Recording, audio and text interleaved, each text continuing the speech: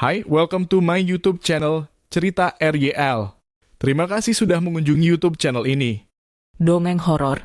Rumah di ujung desa di sebuah desa terpencil yang dikelilingi oleh hutan lebat, ada sebuah rumah tua yang dikenal sebagai rumah hitam. Rumah itu sudah lama ditinggalkan, dan tak seorang pun berani mendekatinya. Orang-orang percaya bahwa rumah itu dihuni oleh arwah seorang wanita bernama Nyai Raras, yang konon meninggal secara tragis di dalam rumah tersebut. Bab 1. Malam yang tenang malam itu, angin berembus pelan, membawa aroma lembab dari hutan sekitar. Cahaya bulan yang redup hanya cukup menerangi jalan setapak menuju rumah tua itu. Desas-desus tentang suara tangisan yang terdengar dari rumah tersebut membuat beberapa pemuda desa penasaran. 3 dari mereka, Bima, Anwar, dan Rika, memutuskan untuk membuktikan kebenaran cerita itu. Kalau memang ada sesuatu di sana, kita akan tahu malam ini, kata Bima dengan nada penuh keberanian, meskipun tangannya sedikit gemetar. Bab 2, memasuki rumah dengan langkah berat. Ketiga pemuda itu akhirnya membuka pintu rumah yang berderit. Udara di dalam terasa dingin, seperti ada sesuatu yang mengintai. Ruangan pertama yang mereka masuki adalah ruang tamu, penuh dengan perabot tua yang berdebu.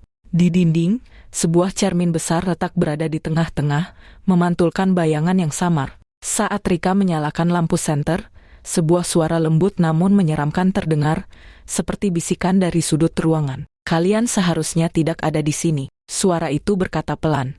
Bab 3, bayangan di cermin. Ketiga pemuda itu mendekat ke cermin besar yang retak. Rika, yang memegang senter, memperhatikan sesuatu yang aneh.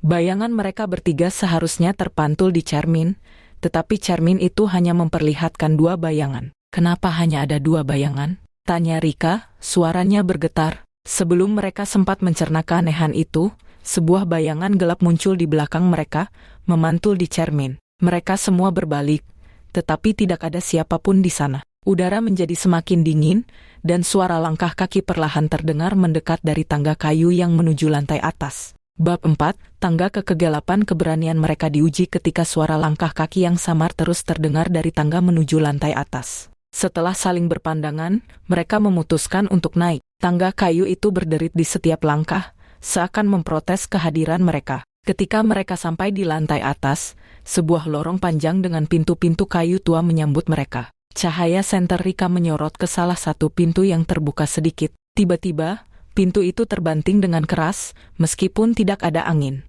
Kita harus keluar dari sini, bisik Anwar, suaranya nyaris tak terdengar. Namun, sebelum mereka sempat berbalik, sebuah suara tawa yang menyeramkan memenuhi lorong. Mereka tahu, sesuatu yang bukan manusia sedang mengawasi mereka. Bab 5, sosok di pintu. Ketegangan semakin memuncak saat pintu di ujung lorong perlahan terbuka, memancarkan cahaya redup berwarna kuning pucat. Di dalam cahaya itu, sosok gelap tampak samar, berdiri tanpa bergerak. Ketiga pemuda membeku di tempat, tubuh mereka gemetar hebat. Siapa itu?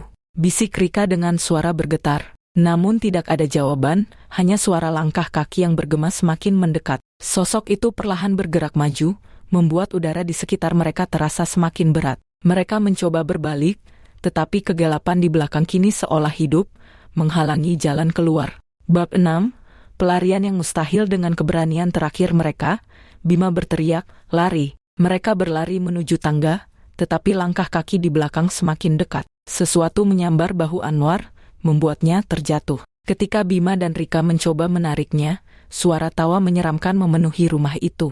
Anwar menjerit, tangannya mencengkeram udara kosong saat sesuatu menariknya ke kegelapan.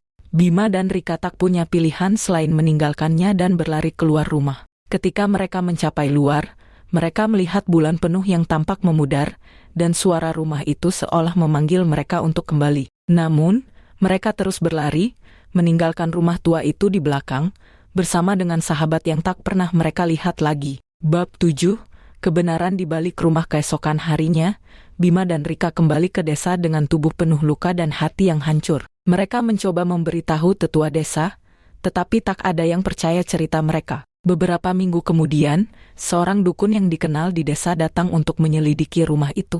Ia membawa sekelompok pria pemberani, tetapi mereka tidak pernah kembali. Penduduk desa memutuskan untuk menutup akses ke rumah tersebut. Mereka percaya bahwa roh Nyai Raras, wanita yang meninggal secara tragis, terus menghantui tempat itu.